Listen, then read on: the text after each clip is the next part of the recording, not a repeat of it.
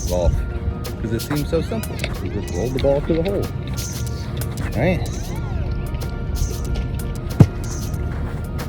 Line it up.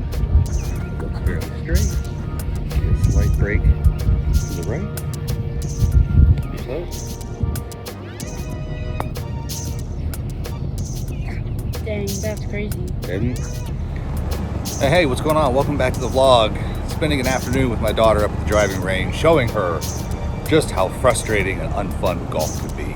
But I can't stop thinking about a tournament I played a couple nights ago on YouTube. I'm coming to you to ask your opinion on how this all went down. I should preface by saying this is a tournament hosted by Grace Gaming Group. They were the ones, if you're following me on Instagram, whose tournament I won about 2 months ago. This is when their regional bar tournament is not a huge buy-in, it is not a giant field. It is $20 and 16 people. But I play these because I don't play tournaments a lot, and so it gives me a chance to try out different strategies and different bet sizes and stuff like that. Plus, the environment's super fun. Everybody's drinking. The competition's not tough. So made it to the break after 2 hours. I'm sitting with about 156K in chips, and I get put in some very interesting spots. The first one is a hand that maybe a little bit of a humble brag, because I think I played it pretty well.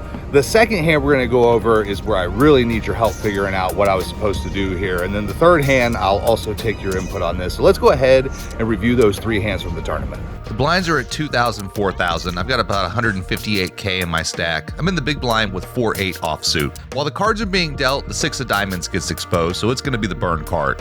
When it folds around to the button, she folds, but she accidentally flips over her hand, and it's Jack 6 offsuit. This is going to be important. It folds over to the small blind, who tries to raise, but she doesn't announce it, and she only puts out 6K. So the dealer says it's going to stand as a call. I decide to check, we're heads up. The flop is ace 4-6 with 2 hearts, so I flop bottom pair. The small blind leads out for 11,000. It's on me, and I start thinking. Since I know 2 6s were burned, I'm not worried about her having one. She didn't actually successfully raise pre-flop, so I don't think she has an ace. The small blind has shown 2 airball bluffs tonight, and so I don't even think she has hearts here. I go ahead and make the call. We'll see the turn. The turn's a 3 of hearts, so the flush does complete, but it brings in an under pair to my 4. The small blind doesn't slow down, though. This time she bets 30K. I don't give her credit for having hearts, so I'm not really worried there. And even if she paired her 3, I'm actually still ahead. I don't think this card changed that much, so I see no real reason to fold. If she's bluffing, I don't want to fold out her bluff, so I flat again. We're off to the river. The river is a 2 of diamonds, kind of a weird card because it does put a 4-liner out. The small blind fires again, this time for 75K. However, that card shouldn't have changed much unless she was bluffing with a 5 in her hand, and so after some thought, I call. She's kind of slow to roll it over, but she shows King 9 for the bluff. This was a huge call for me, and I'm really glad I trusted my gut. This next hand is the one that I'm really interested in y'all's opinion on. The blinds are 3K, 6K. I've got about 256K in my stack. I'm under the gun with King Queen offsuit. I open the action for 24K. It folds over to the button, who's a guy named Julian. He's a pretty nice guy, but he has made it very clear he is out to get me tonight. Plus, he's in position, so he bumps it up to 80K. It folds over to the big blind, the same player from that last hand, and she jams for 192K. It's on me, and this kind of sucks. I started with 256K, so a jam is only like 65K more, and the button will pretty much be priced in. I don't see any sense in calling. Even if the button doesn't come back over the top, what do I do if I miss the flop with 10 big blinds behind? This sucks, because I know the big blind is light, but the button has a stack, so I'll be playing for all of it. I'm really torn between jamming and folding, but again, I just don't think a jam gets the button out of the hand, so I eventually make the fold, and for 112K more, the button calls. The big blind has pocket 4s. Figures. The button has jacks, right about the range that I was putting him on. I almost hate to watch this flop, and I have to ask, what was I supposed to do here? I don't think a jam was going to get him out of the hand, and I didn't really want to flip for my tournament life with 12 to go, but at the same time, is a fold the right move here? I guess I've got to see this flop. The flop is queen, queen, queen. No lie. YouTube, tell me, was I supposed to jam there?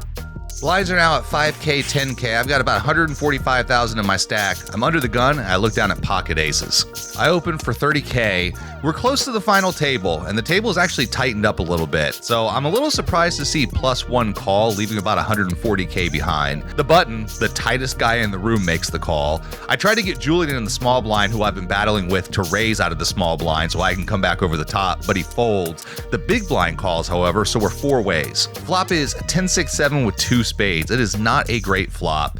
It checks over to me, and there's a ton of draws available. There's 120K in the pot, so I have about a pot-sized bet left.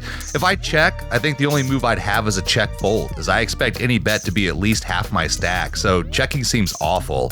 I mean, I have aces. How passive can I be at a bar league poker tournament, right? I rip it. The OMC button instantly jams out of turn. So now +1 knows if she calls my bet, his jam is gonna stand, so she just rips it for 190K. The button's re-jam stands and the big blind folds. The button flips over a set of sevens, which was totally obvious, and the small blind has deuce 5 of spades for a flush draw. Put 15% of her stack in pre-flop with deuce 5 suited. Now I'm downgraded to 1 out, as the ace of spades will give her the flush, so I need a miracle here. The turn is a queen, and the river is the jack of spades, so +1 makes her flush, and I am felted. I don't know, YouTube. You tell me, was this bad play? Was it bad luck? Or maybe a little bit of both? Let me know in the comments. If you're enjoying these videos, please like, please subscribe, please comment. You guys have no idea how much that helps these videos. YouTube's gonna put another one on the screen that you might enjoy. We'll see you next time.